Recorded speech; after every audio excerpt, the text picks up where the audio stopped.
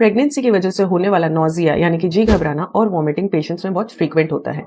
तो ये क्यों होता है, इसका कारण क्या है, इसमें आप क्या-क्या रेमेडीज अपना सकते हैं कि जिससे ये ना हो या थोड़ा-सा कम हो सके, इसमें कौन से ट्रीटमेंट की ज़रूरत होती है, क्या आपको फ्लूइड्स की भी ज़रूरत पड़ेगी और कौन से वार्निंग सिम्पटम्स और साइंस हैं जिसमें आपको डॉक्टर के पास भाग के जाने की ज़रूरत है। मैं डॉक्टर प्रिया शिवालिक हॉस्पिटल से इस बारे में आपको कुछ जानकारी देना चाहूँगी। तो शुरुआत करते हैं कि जो वॉमिटिंग होती है प्रेगनेंसी के अंदर, इसको अपन बोलते हैं मॉर्निंग सिकनेस, लेकिन ज़रूरी नहीं है ये सिर्फ मॉर्निंग में ही हो, ये दिन में भी हो सकती है, ये नाइट में भी हो सकती है। इसकी शुरुआत होती है आपकी प्रेगनेंसी के 5वें हफ्ते से, यानी कि सवा महीने से शुरुआत हो सकती है और ये अपनी पीक पे होती है 2.5 महीने के आसपास, मतलब कि 9 वीक्स पे। 16 से 18 वीक यानी कि 3.5 से 4 महीने के आसपास ये अपने आप धीरे-धीरे नीचे आ जाती है। सिम्टम्स बहुत कम से बहुत सीवियर तक भी हो सकते हैं। नेक्स्ट आता है हाइपरेमेसिस ग्रेविडेरम, मतलब वॉमिटिंग का बहुत ही सीवियर और परसिस्टेंट यानी कि ना रुकने वाला फॉर्म। इसके अंदर पेशेंट की इतनी वॉमिटिंग होती है कि वो डिहाइड्रेटेड हो जाती है और उसका वेट भी गिरने लग जाता है। डिहाइड्रेशन की वजह से पेशेंट कुछ भी खाना कंज्यूम नहीं कर पाती है, उसकी वजह से उसकी बॉडी में एनर्जी लॉस होता है और बॉडी फिर फैट्स को ब्रेक डाउन करना शुरू कर देती है एनर्जी लेने के लिए। उसकी वजह से कीटोन्स का बिल्डअप हो जाता है और इसे कहते हैं कीटोसिस। कीटोसिस की वजह से होता है फटीग यानी कि पूरे दिन थकान रहना, फिर होती है बैड ब्रेथ यानी कि मुंह से आपके बदबू आना, चक्कर आना, डिजीनेस, ये सारी दिक्कतें कीटोसिस की वजह से हो सकती है। नेक्स्ट होता है डिहाइड्रेशन की वजह से आपके अंदर इलेक्ट्रोलाइट्स का बैलेंस डिस्टर्ब हो जाता है, जो कि बॉडी को प्रॉपर फंक्शनिंग के लिए बहुत ज्यादा जरूरी होता है। तो पेशेंट अगर वॉमिट कर रही है ओकेजनली और आपका वेट लॉस नहीं हो रहा है और आपको डिहाइड्रेशन भी नहीं है, तो इसमें चिंता की बात नहीं है, लेकिन ऐसा कुछ अगर आपके साथ हो रहा है तो आपको डॉक्टर को दिखाने की जरूरत है। नेक्स्ट आता है कि इसका कारण क्या हो सकता है। कारण में आता है प्रेगनेंसी रिलेटेड यानी प्रेगनेंसी की वजह से होने वाली वॉमिटिंग, और दूसरा आता है प्रेगनेंसी अनरिलेटेड यानी कि दूसरे कारण शरीर के जिनकी वजह से भी आपको वॉमिटिंग हो सकती है। प्रेगनेंसी रिलेटेड कारणों में जाते हैं तो क्यों होती है वॉमिटिंग प्रेगनेंसी में। बीटा एचसीजी नामक हार्मोन जो कि अर्ली प्रेगनेंसी में प्लेसेंटा सिक्रीट करता है, इसकी वजह से। दूसरा ईस्ट्रोजन हार्मोन जो कि प्रेगनेंसी को मेंटेन करने का काम करता है।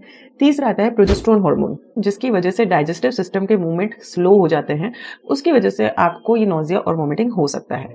प्रेगनेंसी में एसिडिटी, हार्ट बर्न होना नॉर्मल सी बात है। गैस्ट्रोइसोफेगल रिफ्लक्स यानी कि जो आपकी खाने की नली होती है उसके जो स्फिंक्टर्स होते हैं वो प्रोजेस्टेरोन हार्मोन की वजह से रिलैक्स हो जाते हैं, इसलिए आपका खाना वापस ऊपर आना यानी कि रिफ्लक्स होना हो सकता है। इसकी वजह से भी आपको वॉमिटिंग हो सकती है। फिर कुछ प्रीनेटल विटामिन होते हैं जैसे कि आयरन, इसलिए हम आयरन की गोली पहले 3 महीने अवॉइड करते हैं क्योंकि इसकी वजह से नोजिया वॉमिटिंग होना कॉमन सी बात होती है। 3 महीने, 3.5 महीने, 4 महीने जब तक आपको वॉमिटिंग में रिलीफ नहीं मिल जाता तब तक हम आयरन शुरू करने को अवॉइड करते हैं, इसलिए आपको अपनी डाइट पे प्रॉपर ध्यान देके अपना एचबी मेंटेन रखने की जरूरत होती है। नेक्स्ट आता है मोलार प्रेगनेंसी। मोलार प्रेगनेंसी मतलब कि अंगूर के गुच्छों की तरह आपके एक तरीके की प्रेगनेंसी होती है जो कि एबनॉर्मली फर्टिलाइज्ड एग की वजह से होती है। इसमें बीटा एचसीजी का लेवल बहुत ज्यादा होता है तो आपको वॉमिटिंग ज्यादा हो सकती है। फिर कुछ कॉजेज आते हैं जो कि प्रेगनेंसी से रिलेटेड नहीं होते हैं, जैसा कि सबसे पहला गैस्ट्रोएंटराइटिस मतलब कि पेट का या आंत में इन्फेक्शन हो जाना कुछ खाने पीने की वजह से। दूसरा होता है अपेंडिसाइटिस यानी कि अपेंडिक्स में इन्फेक्शन हो जाना। फिर कोलेसिस्टाइटिस यानी पित्त की थैली गॉल ब्लैडर में इन्फेक्शन हो जाना। नेक्स्ट होता है इंटेस्टिनल ऑब्स्ट्रक्शन यानी आंत में रुकावट, और होता है माइग्रेन जिसकी वजह से भी नोजिया एंड वॉमिटिंग बहुत कॉमन है, जिसमें आपको हेडेक होता है। वो कौन से वार्निंग साइंस है जिसमें आपको ताबड़तोड़ डॉक्टर के पास भागने की जरूरत है। सबसे पहला ऐसी वॉमिटिंग जो कि परसिस्टेंट है और टाइम के साथ और खराब होती जा रही है। दूसरा आपके पेट में दर्द है। तीसरा आपको डिहाइड्रेशन के साइंस है जैसे कि आपको पेशाब कम लग रहा है, आपके पसीना कम आ रहा है, आपको प्यास बार बार लग रही है, आपका गला सूख चुका है, आपको चक्कर आ रहे हैं, तो आपको डॉक्टर के पास जाने की जरूरत है। नेक्स्ट अगर आपको फीवर है या आपकी प्रेगनेंसी 6 साढ़े 6 महीने की है और आपका बेबी मूवमेंट फील आपको नहीं हो रहा है तो भी आपको डॉक्टर के पास जाना है। और लास्ट आपका मेंटल स्टेटस कंफ्यूजन का है, आपको वीकनेस है, आपको सूनापन महसूस होना शुरू हो गया है बॉडी में, आपकी स्पीच में, आपकी विजन्स में प्रॉब्लम्स होने लग गई है, तो जल्द से जल्द डॉक्टर को दिखाइए। नेक्स्ट जब आप हमारे पास आते हैं तो हम आपका कैसे क्या क्या चेकअप करते हैं। आपका फिजिकल एग्जामिनेशन किया जाता है, आपकी हिस्ट्री ली जाती है। हिस्ट्री में हम पूछते हैं कि आपको उल्टी कितनी बार होती है दिन में, और ये उल्टी के अपने आप रुकती भी है या नहीं रुकती है, कितनी उल्टी होती है, कोई बॉडी में कोई फ्लूइड या कोई फूड कुछ भी खाया पिया रुकता है या नहीं रुकता है, वॉमिटिंग आपको हर दिन होती है या 3-4 दिन में ओकेजनली होती है, फिर कोई दवाई आप लेते हैं वो आपको असर करती है या नहीं।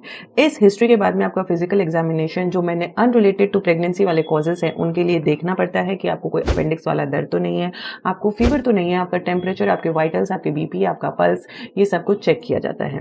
जैसे कि पहले के 3 महीने हैं तो बच्चे की धड़कन ऊपर से देखना मुश्किल होता है थ्रू डॉपलर, तो सोनोग्राफी करनी पड़ सकती है कि बच्चे की धड़कन सही है या नहीं है। ये सारा चेकअप होने के बाद में बात आती है ट्रीटमेंट की। तो ट्रीटमेंट में मैं शुरुआत करूंगी, आपको घर पे कुछ रेमेडीज जिनको आप फॉलो करें तो भी हो सकता है कि आपको ये वॉमिटिंग कम हो। जैसे कि आपको खाना जो है वो रेगुलर इंटरवल्स में और फ्रीक्वेंट इंटरवल्स में थोड़ा थोड़ा लेते रहना है, मतलब 5 से 6 बार आपको दिन में कुछ ना कुछ खाना जरूरी है। दूसरा, आप भूख लगने का वेट ना करें, आप अपना एक शेड्यूल बना के रखें और उस शेड्यूल पे आप कुछ ना कुछ खाएं, भूख लगने से पहले आप खा लें। तीसरा, आपको ब्लेंड डाइट्स लेनी है जिसको अपन एक नाम देते हैं ब्रैट डाइट। ब्रैट मतलब बी से बनाना, आर से राइस, ए से एप्पल सॉस और टी से टोस्ट। ये जो सूखी चीजें हैं ये आपको खानी है। फिर आते हैं कुछ क्रैकर्स, कुछ बिस्किट्स, जैसे कि रागी के बने हुए बिस्किट या नट क्रैकर्स, ये आपको अपने बेड के पास में रखने हैं। सुबह उठते ही सबसे पहले आपको ये खा लेने हैं, 1 से 2 बिस्किट। या रात में भी आपको मिडनाइट में भी क्रेविंग होती है या भूख लगती है तो भूखे पेट आपको बिल्कुल नहीं रहना है, उसी टाइम आपको कुछ ना कुछ खा लेना है। तो बेड साइड में आपके ऐसी चीजें होनी चाहिए। नेक्स्ट, आप थोड़ी अदरक यूज कर सकते हैं। जो भी चाय या दूध पीते हैं, अदरक लेने से भी वॉमिटिंग थोड़ी सप्रेस होती है। बात आती है ट्रीटमेंट की। तो ट्रीटमेंट में डॉक्टर की तरफ से जो मेडिसिन एडवाइस की जाती है उसके अंदर आता है पायरिडॉक्सिन, विटामिन B6 जो कि आपको दिया जाता है। इससे आपकी वॉमिटिंग कंट्रोल नहीं होती है। तो इसके साथ ऐड किया जाता है प्रोमेथाजिन या मेटोक्लोप्रामाइड, ऑनियनसिट्रॉन, ये कुछ ऑप्शंस होते हैं जो कि हम ऐड करते हैं। आपका स्टेटस देखा जाता है आपके बीपी और वाइटल्स के अकॉर्डिंग कि क्या आपको फ्लूइड्स की जरूरत है, तो आपको फ्लूइड्स भी लगाने पड़ सकते हैं कि अगर आप डिहाइड्रेशन वाली स्टेट में है तो। वेन के थ्रू आईवी फ्लूइड्स दिए जाते हैं जिससे आपके अंदर इलेक्ट्रोलाइट्स का बैलेंस सही रहे और आप प्रॉपर फंक्शन कर पाएं। अगर ये घर पे आपके फ्लूइड्स नहीं काम कर पा रहे हैं तो आपको हॉस्पिटल में एडमिट होने की भी जरूरत पड़ सकती है, ताकि हम प्रॉपर आपकी मॉनिटरिंग कर सकें, आपकी डिहाइड्रेशन का स्टेटस, आपके यूरिन में कीटोन्स का स्टेटस, ये सारा हम प्रॉपर चेक कर पाएं टाइमली एंड रेगुलरली। मेरे ख्याल से प्रेगनेंसी में वॉमिटिंग के अंदर आपको क्या करना चाहिए और किस तरीके से आप इसको हैंडल कर सकते हैं, इसके ऊपर अच्छी जानकारी मिल चुकी होगी। अगर आपको जानकारी पसंद आई तो मेरे चैनल को लाइक, फॉलो एंड सब्सक्राइब जरूर करिएगा। Thank you.